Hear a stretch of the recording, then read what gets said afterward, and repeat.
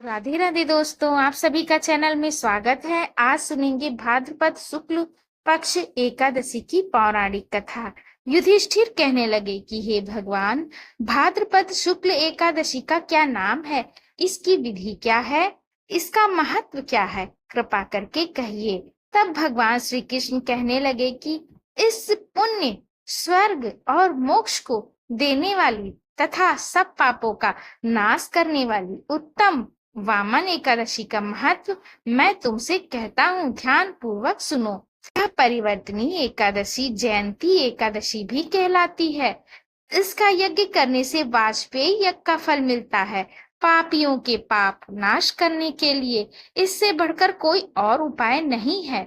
जो मनुष्य इस एकादशी के दिन मेरी वामन रूप की पूजा करता है, उससे तीनों लोग पूज्य होते हैं। अतः मोक्ष की इच्छा करने वाले मनुष्य इस व्रत को अवश्य करें। जो कमल नयन भगवान का कमल से पूजन करते हैं, वे अवश्य भगवान के समीप जाते हैं। जिसने भाद्रपद शुक्ल एकादशी को व्रत और पूजन किया, उसने ब्रह्मा विष्णु सहित तीनों लोकों का पूजन किया है। अतः हरिवासर अर्थात एकादशी का व्रत अवश्य करना चाहिए। इस दिन भगवान करवट लेते हैं, इसलिए इसको परिवर्तनी एकादशी भी कहते हैं।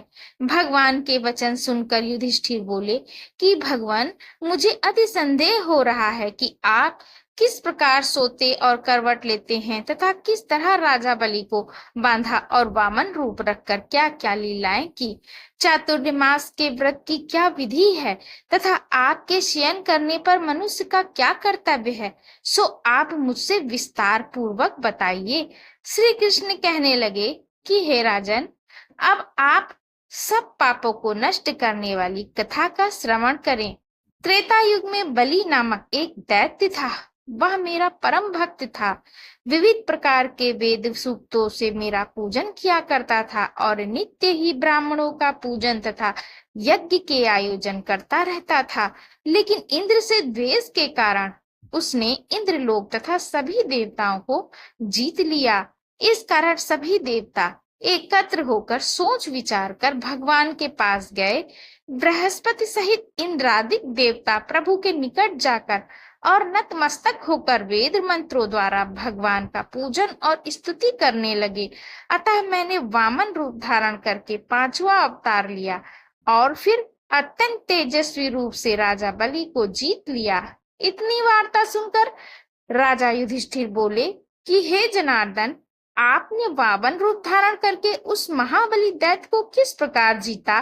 श्री कृष्ण कहने लगी, मैंने वामन रूपधारी ब्रह्मचारी बलि से 3 पग भूमि की याचना करते हुए कहा, यह तुझको 3 लोक के समान है और हे राजन, यह तुमको अवश्य ही देनी होगी।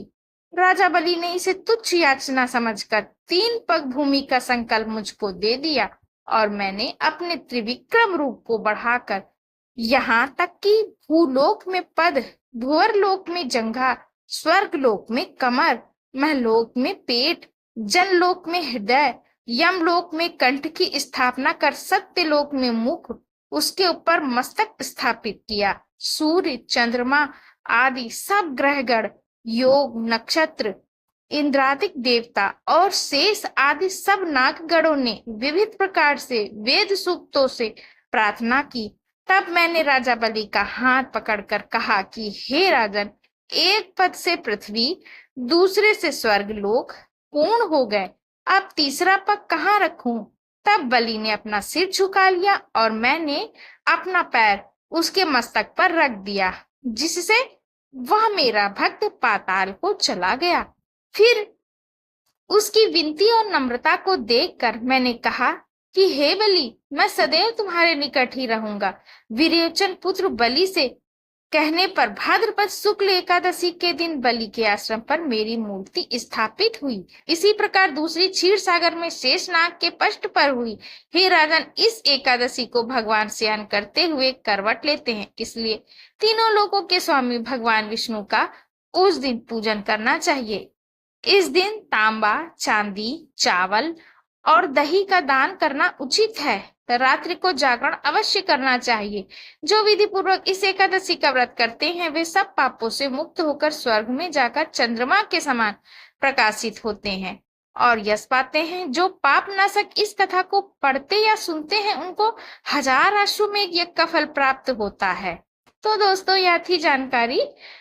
तो दोस्तों यह कथा परिवर्तनीय एकादशी की। अगर कथा अच्छी लगी हो तो एक लाइक जरूर करिएगा। चैनल पे नए हैं तो सब्सक्राइब करिएगा। मिलते हैं मेरे अगले वीडियो में, तब तक के लिए राधे राधे।